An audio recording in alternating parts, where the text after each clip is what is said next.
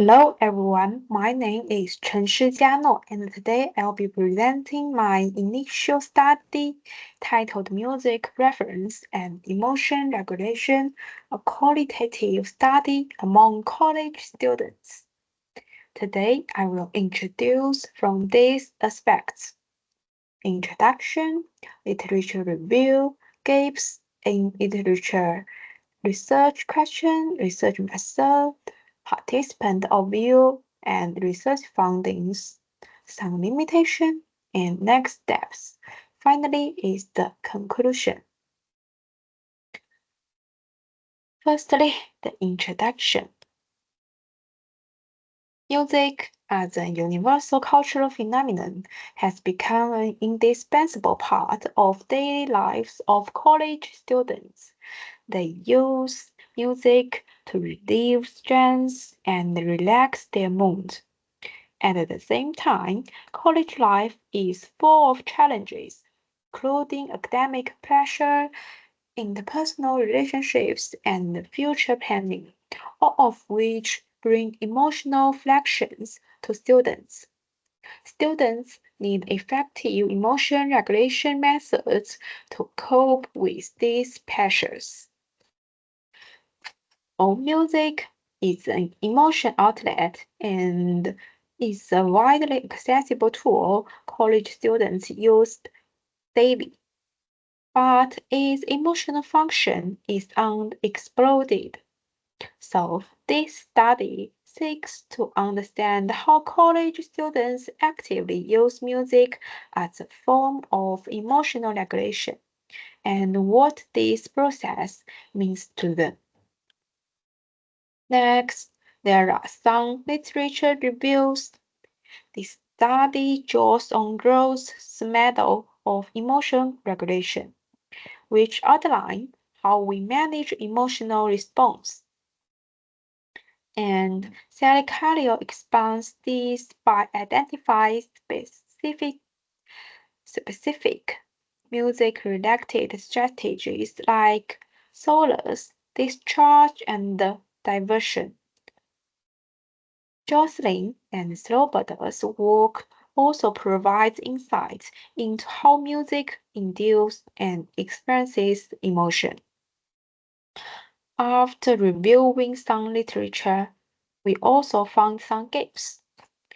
Most research on music and emotions focus on quantitative analysis, such as the short-term effects of music on emotions or its application in clinical treatment, lacking independent exploration of real experiences and subjective feelings of music use in daily life of college students.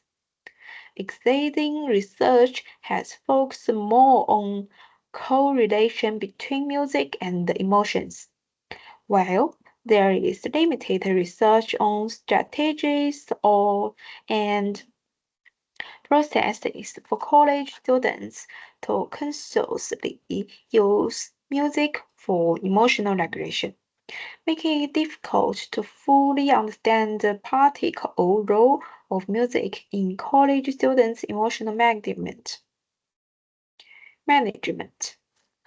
As the interview participant said, sometimes music says what I can't say loud. It's listen for me. So, rather than seeking to qualify the effects of music, I aim to explore individual experiences, meanings, and emotional strategies. My certain research question is: how do college students use their personal music preference to regulate their emotions in everyday life? A qualitative method is most suitable here, as it allows exploration of the subjective and emotional meanings behind music use. I conduct semi-structured interviews with 5 college students and used thematic analysis methods proposed by Brown and Clark to systematically analyze semi-structured interview data, identify commonalities and differences in college students' use of music to regulate emotions, and extract responsive themes and partners. Because semi-structured interviews are flexible and independent data collection methods that can guide participants to discuss research topics while allowing them to freely express their views and feelings. And the interview is conducted in a familiar environment. For the participant to create a relaxed atmosphere and encourage them to express their ideas truthfully. Each interview lasts for 30 to 45 minutes, and the interview content is recorded using recording equipment to ensure the accuracy of data. Next, my participant ranges from 19 to 24 years old. The majors in college include music education, Chinese language and literature, business administration, accounting, and law, with diverse music tastes including popular music, lofi, K-pop, and classic music.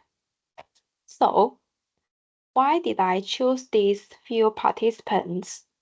Because the diverse of participants in age, gender, and the musical styles helps to comprehensively understand the different ways and experiences of college students use music to regulate emotions, making the research results more respective and universal. Different music styles and song choice reflect the needs of preference of college students in different emotional states. For example, popular music may be used to enhance emotions and social interaction, while classical music may be used for relaxation and focus learning. By analyzing the relationship between participants' music preference and emotional regulation strategies, we can gain a deep understanding of how music interacts with individual emotional experiences, providing a basis of personalized emotional regulation recommendations. Then, there are some sample interview questions. These questions were open-ended, focusing on when and how participants use music during emotional moments. I asked both the emotional impact of music and the mechanism they believe are at play. And there is the important aspect of research findings. I have divided into 4 themes based on thematic analysis methods from Brown and Clark. Firstly, emotional matching, synchronization of music and emotions. Many college students choose music that matches their emotions when they are feeling down or anxious, such as sad songs or soothing piano pieces, to experiences and reinforce their emotional experiences through music, thereby gaining emotional resonance and confirmed. As an interview participant said, When I am sad, I actually want to listen to slow electronic songs because it makes me feel understood. And another said, I play sad songs on repeat. It helps me fully process what I am going through. This emotion matching strategy helps college students better understand and expect their emotions, enabling them to release and handle negative emotions in a safe emotional space, thereby achieving emotional balance and stability.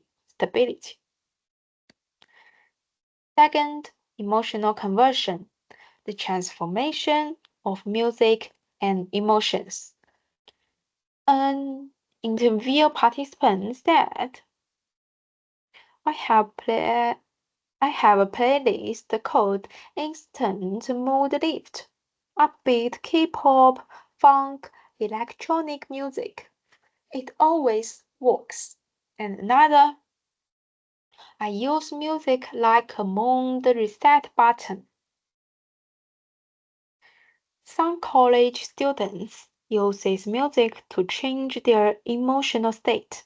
For example, when feeling tired or lacking motivation, they choose cheerful and rhythmic music to enhance their emotions and uplift their spirits, and use the power of music to transform negative emotions into positive ones.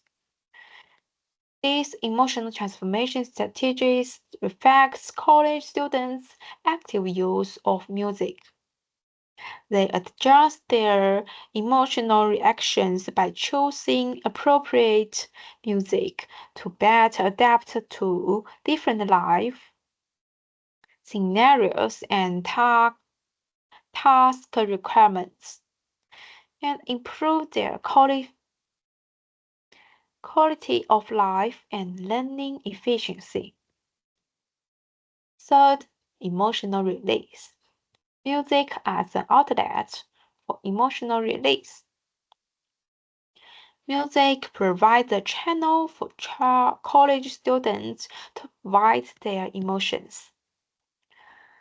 They can release their inner stress and emotions by listening or singing music, such as expressing their loss and pain by singing that song loudly, or releasing tension and anxiety through cheerful music. This emotional release strategy helps college students elevate emotional strength, reduce psychological burden, and enable them to face challenges and difficulties in life with a more relaxed and positive attitude. Promoting mental health and emotional stability. As the participant said, sometimes I just need to cry, and music helps me do that in a safe way. And another said, it's like music creates a space where I can feel everything without being judged. Finally, memory and identity. Music as a bond of emotional connection. I also accept some of the words spoken by the participants. Certain songs bring me back high school memories and remind me of who I was before stress took over. It's like music anchors me to my past and helps me finding myself again. Music is closely related to personal memory and identity, and college students often use music to recall past experiences and emotions, thereby gaining emotional support and a sense of belonging. For example, a familiar song may evoke beautiful memories with family and friends, enhance their emotional connection and sense of identity. This emotional connection established through music not only helps college students maintain emotional continuity and stability, but also enhance their psychological resilience and happiness, enable them to maintain a positive attitude and firm beliefs when facing change and uncertainty in life. But this was a small-scale initial study with limitations like self-report bias and limited sample diverse. Future research could expand with mixed method designs or explore cultural difference in music use. Finally, in conclusion, music plays a subtle yet powerful role in how students regulate emotions. It's far more than an entertainment. College students can use music intentionally. It's used purposefully to cope, experience, and manage emotions. Also help college students better cope with emotional challenges in life. And importantly, by using a qualitative approach, we gain access to stories and meanings that surveys alone might missing. Okay, these are the references I used. Thank you for your listening.